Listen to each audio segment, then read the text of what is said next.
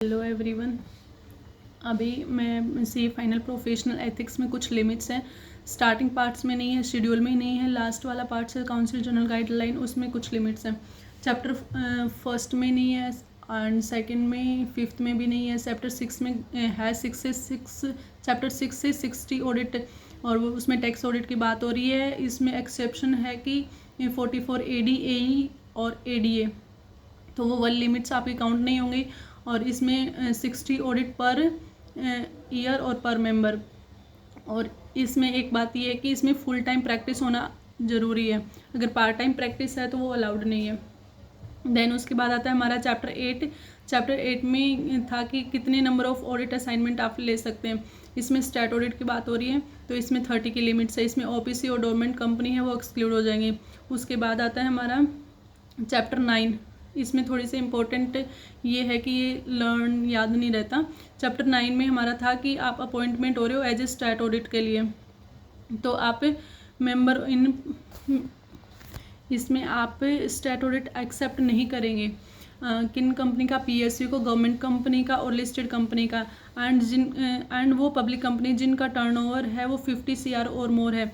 But क्यों accept नहीं करेंगे? क्योंकि इन्होंने इसमें आपने कोई और असाइनमेंट अदर वर्क वो है वो एक्सेप्ट कर रखा है और उसकी फ़ीस है वो एक्सीड कर रही है स्टैट ऑडिट की फ़ीस से, तो आप वो एक्सेप्ट नहीं करेंगे। और इसमें अदर वर्क में एक्सक्लूड हो जाएगा। आपका कोई भी ऑडिट हो रहा है किसी और स्टैट के कोई और स्टैटू के अंदर, कोई सर्टिफिकेशन वर्क है जिसमें स्टैट ऑडिटर की रिक्वायरमेंट है, एंड कोई भी रिप्रेजेंटेशन है बिफोर वेरियस अथॉरिटी, किसी भी अथॉरिटी के अंडर, फॉर एग्जांपल जैसे टैक्स अथॉरिटी के अंडर रिप्रेजेंटेशन का वर्क आता है, तो वो वाला ये वर्क है वो एक्सक्लूड हो जाएंगे। उसके बाद आता है हमारा चैप्टर 10।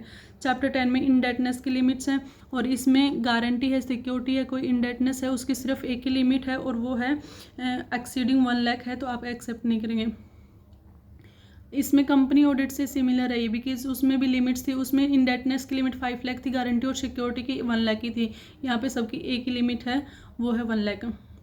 उसके बाद आता है हमारा चैप्टर 15 नेटवर्किंग। उसमें कुछ लिमिट्स हैं।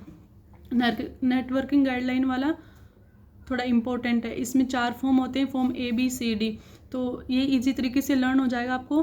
फॉर्म A के अंदर एप्लीकेशन जाएगी, B में थोड़ा सा डिफरेंट है, इसमें रजिस्ट्रेशन के लिए अप्लाई करना पड़ेगा, C में चेंज इन कॉन्स्टिट्यूशन और D में डिक्लेरेशन। इसमें सबकी लिमिट्स 30 डेज है।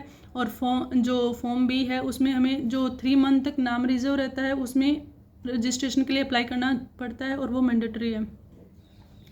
अदरवाइज इसमें आता है अगर आप network firm as a partnership firm constitute कर रहे हो तो 20 से पार्टनर्स एक्सीड नहीं होने चाहिए। एंड इसके बाद आता है हमारा नेक्स्ट चैप्टर जो है 14, 16 और 17, उसमें कोई लिमिट्स नहीं है। देन हमारी आती है कुछ डिसिप्लिनरी प्रोसीडिंग्स वाली, उसमें लिमिट्स दी गई हैं। अगर आप फर्स्ट शेड्यूल में गिल्टी हो गए तो आपका रिप्रीमाइंड होगा एंड नेम रिमूव होगा अप टू 3 मंथ तक, एंड फाइन से अप टू 1 लाख तक। और अगर आप सेकंड शेड्यूल या बोथ शेड्यूल में गिल्टी हुए तब आपको रिप्रीमाइंड होगा एंड नेम रिमूव होगा परमानेंटली और एनी ड्यूरेशंस, और इसमें फ़ाइन है अप टू 5 लाख तक। अगर आप मेंबर और कोई भी डिसिप्लिनरी आपकी अपील आपको फाइल करनी है तो विद इन 90 डेज़ में आप अपील फाइल कर सकते हैं। इसके बाद आता है हमारा एक जो हमारी एथिकल रिसेंट डिसीजन दिए थे, तो उसमें से एक, अगर आप किसी बैंक का ऑडिट कर रहे हो और उसका क्रेडिट कार्ड आपने होल्ड कर रखा है तो उसकी लिमिट है वो 1 लाख से, उसका आउटस्टैंडिंग बैलेंस है वो 1 लाख से एक्सीड नहीं होना चाहिए। देन उसके बाद लास्ट पार्ट हमारा नोक्लार वाला आता है, non compliance with laws and regulation. उसमें लिमिट्स हैं।